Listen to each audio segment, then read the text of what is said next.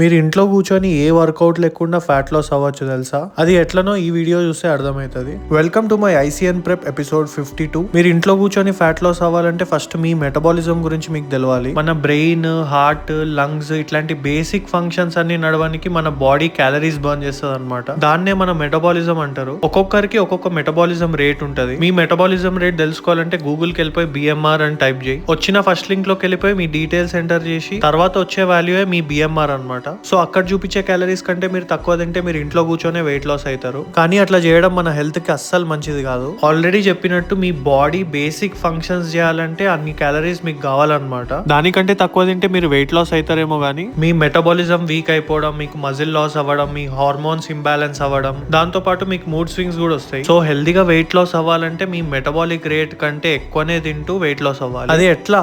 మీ body burn చేసే దానికంటే మీరు ఎక్స్ట్రా క్యాలరీస్ కూడా బర్న్ చేయాలి. ఇట్లా వాకింగ్ కి వెళ్ళడం ఆర్ జిమ్ కి వెళ్ళడం, ఏదైనా ఫిజికల్ యాక్టివిటీ పెట్టుకొని మనం ఇంకెక్కువ క్యాలరీస్ బర్న్ చేయాలి. ఫర్ ఎగ్జాంపుల్ నా బాడీ ఏం చేయకుండా 1600 క్యాలరీస్ బర్న్ చేస్తుంది. జిమ్ కి వెళ్ళి 300 to 400 క్యాలరీస్ ఇంకెక్కువ బర్న్ చేస్తా. రోజు కార్డియో కోసం వాకింగ్ చేస్తూ ఇంకో 200 to 300 క్యాలరీస్ బర్న్ చేస్తా. సో రఫ్లీ నేను టోటల్ 2300 క్యాలరీస్ బర్న్ చేస్తా. ఇప్పుడు నేను రోజు 2000 క్యాలరీస్ తిన్నా హెల్దీగా వెయిట్ లాస్ అవుతా. బికాస్ నేను తినే క్యాలరీస్ నా మెటబాలిక్ రేట్ కంటే ఎక్కువ. బట్ నేను రోజు 2300 క్యాలరీస్ బర్న్ చేస్తున్నా కాబట్టి రిమైనింగ్ 300 క్యాలరీస్ నా బాడీలో ఉన్న ఫ్యాట్ నుంచి యూజ్ అవుతాయి. సో అట్లా హెల్దీగా ఫ్యాట్ లాస్ అవుతా. మంచి ప్రోటీన్ ఇంటేక్ తో మజిల్ లాస్ అవ్వకుండా చూసుకుంటా. ఇక ఇవాళకి ఇంతే. మళ్ళీ నెక్స్ట్ ఎపిసోడ్ లో కలుద్దాం.